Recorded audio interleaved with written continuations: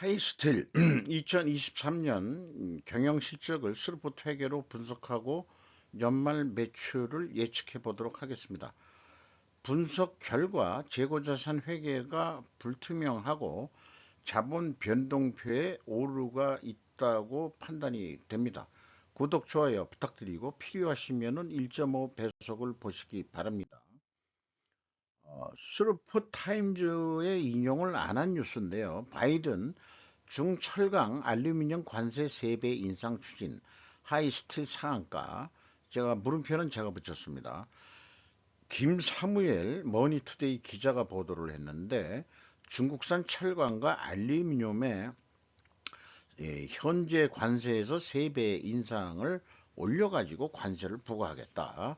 요거는 미국의 철강 노조의 그 요구사항을 반영해가지고 하는 거고, 이것 때문에 뭐 우리나라 그 철강 제품 제조사들의 주가가 올랐다는 거를 얘기하는데, 제목에 하이스틸을 얘기했기 때문에 하이스틸을 그 분석해서 방송을 지금 하려고 하는 겁니다. 그런데 이 중요한 것은 그게 어떤 영향을 미칠 거냐, 그렇게 우리나라 주가가 올라갈 수 있는 거냐 하는데, 한겨레 기자가 오히려 객관적 기사를 냈습니다. 장예지 기자네요. 한겨레에서 좌파 방송이라고 되어 있죠. 언론. 어쨌든 그 멕시코로 넘어가서 그 멕시코는 미국하고 그 자유무역 그 협정이 돼 있으니까 그 우회 수입을 해가지고 미국에 팔아먹는다. 이런 것까지 좀 조사하라고 얘기가 나온 거고, 또 미국이 이 조선 배 짓는 거, 그다음에 해양 해운업, 물류 부분에서 또 불공정 무역 관행을 또 조사하고 있다. 계속 중국 죽이기 작업을 계속 강화하고 있네요. 그렇게 지금 뉴스를 하는데, 이런 조치들이 중국이 그렇게 크게 영향은 안 미칠 거다. 왜냐면은 중국산이 차지하는 비중은 0.6%뿐이 지나지 않기 때문이다. 이렇게 하고, 그래서 또 그 수입 금지가 관세 때문에 된다고 하더라도 우리나라 거는 크게 영향을 안 미친다. 왜냐? 지금 쿼터제로 수출하기 때문에 뭐 관세, 중국 거에 관세를 올린다 하더라도 우리가 그렇게 메리트가 있는 것도 아니다. 이렇게 얘기를 해요. 거꾸로 우리나라 자체가 중국산 철강 제품에 대해서 수입 관세를 우리가 더 올려야 되는 거 아닌가 하는 싶을 정도예요. 그렇게 생각을 합니다. 오히려 그 국내 철강 회사들이 그 힘들어지는 게 중국산이 덤핑을 해가지고 싸게 들어오는 거, 그런 게 오히려 우리나라에 더 있지 않겠냐 이런 생각이 들어갑니다. 자, 그래서 어쨌든 그이 파이프 회사인데요. 매출이 2,500억 원대로서 이 전년도 3천억 원대보다 15.7% 감소했고, 결론적으로 영업이익이 25억 6,700만 원인데 전년도 118억 원에 비해서 78.3%가 감소했습니다. 영업이익률 2.9% 하락했고요. 스루포트 회계로 분석한 결과는 매출에 비례하는 매출 재료비는 12.2% 감소했는데, 매출 감소보다 적게 감소했다는 얘기는 원재료 가격이 상승했다는 얘기죠. 그렇게 추론이 됩니다. 스루프율이 3.2% 하락했어요. 마진율이 떨어졌다는 얘기죠. 운영 경비를 줄였습니다만은 TOE 생산성은 1.07로서 0.14포인트가 하락을 했고요. 영업이익은 32억 원인데 이 원가회계 영업이익보다 6억 5,600만 원이 이익이 더 났습니다. 이것은 가공비 배부 재고 자산이 감소했기 때문입니다. WCAI 가공비 배부 재고 자산이 46억 원 감소했는데, 이 감소 금액에서 그 가공 비율을 곱하면은 그 차이액이 되겠어요. 그리고 원재료를 많이 확보했네요. 37억을 증가시켰습니다. 원재료는 확보 차원에서 잘 앞날을 대비하기 위해서 여유롭게 확보해 두는 게 우리나라는 제조업이 해야 될 필수 조건이라고 생각을 합니다. 비용의 성격적 분류를 그 ABC를 더한 MC 매출원가 재료비는 이게 표준적으로 잘 표시했는데 11.8%가 감소했고요. 운영 경비가 18.9% 감소했습니다.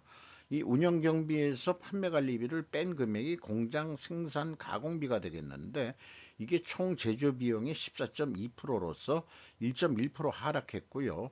매출 재료 아니 재료비는 1.1%가 상승했습니다. 여기에서도 우리는 원재료 및 상품 매입 가격이 상승했다라고 2차 추론을 해 볼 수 있겠습니다. 그래서 재고자산 매출원가 회계 투명성 검증 3단계로서 가공비 배부 재고자산의 증가액과 비성분 재고자산의 변동액을 대비를 해보면은 갭이 1억 2,800만 원이 있습니다.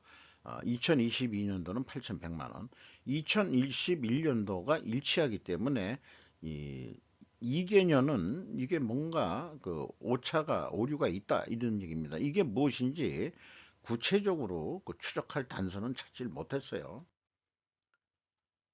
PQ 총 제조 비용도 그 재고 자산의 변동 범위 차이액과 동일한 금액으로 차이가 나고요.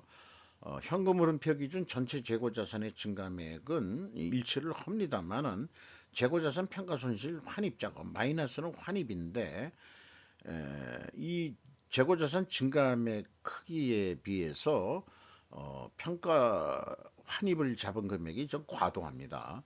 재고자산 환입을 잡으면 재고가 증가하죠. 재고 금액이 재고 증가는 매출 원가를 감소시킵니다. 빼는 거니까 기말 재고를. 그래서 영업이익이 증가하는 착각을 만들어내요.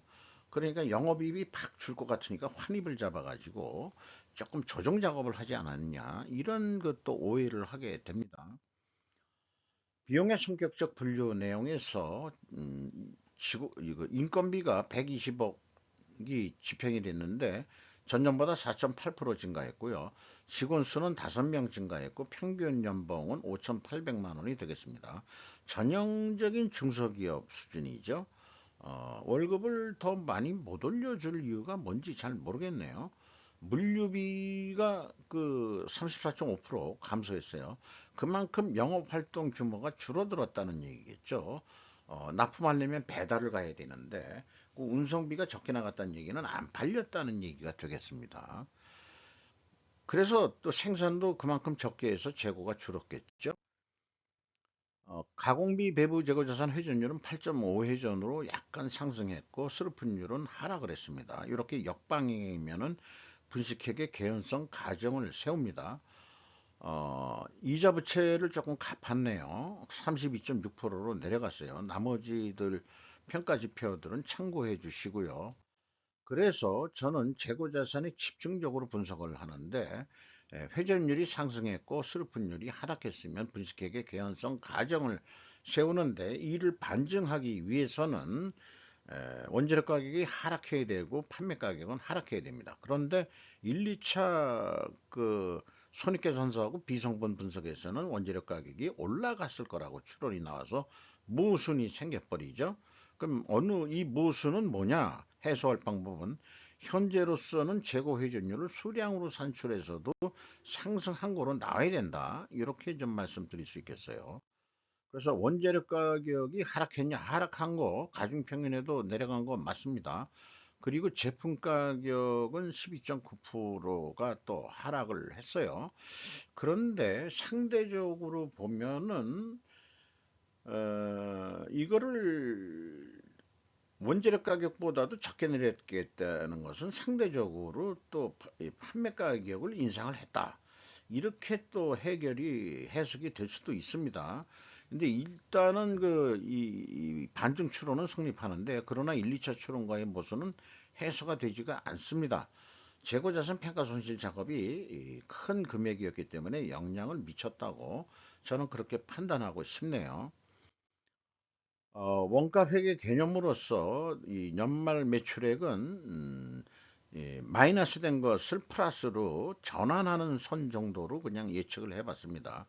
2,762억 원을 하는 것으로 이런 경우에 이제 영업이익이 45억 7,600만 원이 나오겠다. 매출원가 나오는 방법은 여기 제조원가에서 재고를 가감해서 매출원가를 예측을 한다. 이렇게 말씀드릴 수 있겠고요. 재고도 계속 줄어간다. 이렇게 가정을 했습니다. 그렇게 해서 그 결산을 한다면은 어, 뭐 이게 납품단가라고 해석을 한다면은 27만 3천 원에 하면은 1,320원이 남는데 이 계획보다도 적게 남으니까 한 4% 정도 더 매출 노력을 하면은 한 4,400원 정도 이익은 낼 수 있다. 요 경우가 그 이 재고가 10% 줄었을 때 얘기인데 10%를 오히려 그렇게 이게 4% 매출 증가 경기가 안 좋은데 어떻게 또 매출을 더 하라는 얘기요. 이게 잘 안 되면은 이제 또 격리가 회계가 꼬셔가지고 재고를 10%만 들이세요. 그러면은 한 70억 남습니다. 요렇게 이제 또 유혹의 손길을 뿌리게 되겠죠. 스루펫은 재고하고는 무관한 거니까 그 운영비용 5% 정도 오른다고 가정을 하고 그 다음에 이제 영업이익 줄은 거를 그 마이너스를 전환하는 거로 그렇게 했을 때 2,797억 정도 예상이 되고요.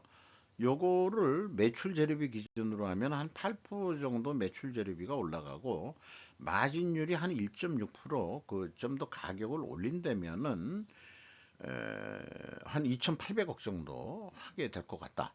그럼 뭘로 채택할 거냐? 좀 도전적으로 28만 원에 판다 그러면 한 9천 원이 남게 되겠다. 여기다 더 욕심을 내면은 회전율 9회전 한다 그러면은 매출 증대 효과는 29만 7천 원대가 돼가지고 12,500원이 남을 거로 그렇게 예상이 됩니다. 요런 그 재고가 감소했을 때는 그 스루퍼 회계 기준은 그 금액이 좀 높게 나오게 되어 있습니다. 그것은 이 4분면 매트릭스 표에 정리를 했어요. 재고 감소했을 때 코스트 회계는 어떻게 나오고 스루퍼 회계는 어떻게 나온다. 이 카테고리 범주 내에 들어간다고 할 수 있겠습니다. 현금 재무지표로는 1번 EAT 세후 현금 순이익이 114억 원대로서 현금 수익률 5.1%가 됩니다만 전년도 8.7%보다 2.6% 하락했어요. 그리고 EMS 그 사업 활동으로 전체 유입된 현금은 263억 원이고 최종 번도는 177억 원의 현금을 벌었다라고 얘기할 수 있겠습니다. 이자 부채 162억 원을 갚았고요. 그 다음에 이 EAT 주주 자유현금 흐름이 여기 3억 9,700만 원 주주들한테 그 돈을 배당을 했는데 자본 변동표에서 확인하면은 갭이 나와요. 자본 변동표가 이렇게 갭이 있는 경우는 머리털 나고 이거 처음 봅니다. 이 회사는 자본 변동표를 일치를 못 시켰는데 어떻게 대차가 결산이 됐는지 모르겠습니다. 아무리 뭐 제 수준으로 이게 뭘까 찾아보려고 그래도 제 수준은 틀렸다는 것까지만 찾아내는 것도 대단한 일은 아니겠느냐 이렇게 생각을 합니다. 제대로 결산을 하시기 바래요. 이런 회사가 뭐 주가가 오르면은 뭐 하겠느냐? 어, 지금 그 임팩트 1, 임팩트 2 다 같이 마이너스입니다. 어, 이 저기 주가는 3,475원으로서 2023년 초보다 75원이 하락했고요. PBR은 0.46분이 안 됩니다. 5% 이상 주주는 엄정권, 엄신철, 엄정호 씨 아마 형제분들 같아요. 아니면 엄정권 씨가 부친이고 나머지 두 사람은 안 찾아봤습니다. 보통 그렇게들 미리미리 좀 넘기죠, 이렇게. 이 두 가지를 합치면은 또 한 14% 정도 이렇게 되겠네요. 한일철강이 15% 지분을 가지고 있습니다. 음, 한일철강 그 저 젊었을 때 그 이 많이 들어봤어요. 그런데 이제 그 도소매상이었는데 돈을 벌어가지고 이렇게 그 제조 메이커까지 만들었네요. 발전에 대해서 어, 저기 축하를 드립니다만은 좀 불투명한 부분 회계 또 투명하게 운영하시길 바라면서 마치도록 하겠습니다.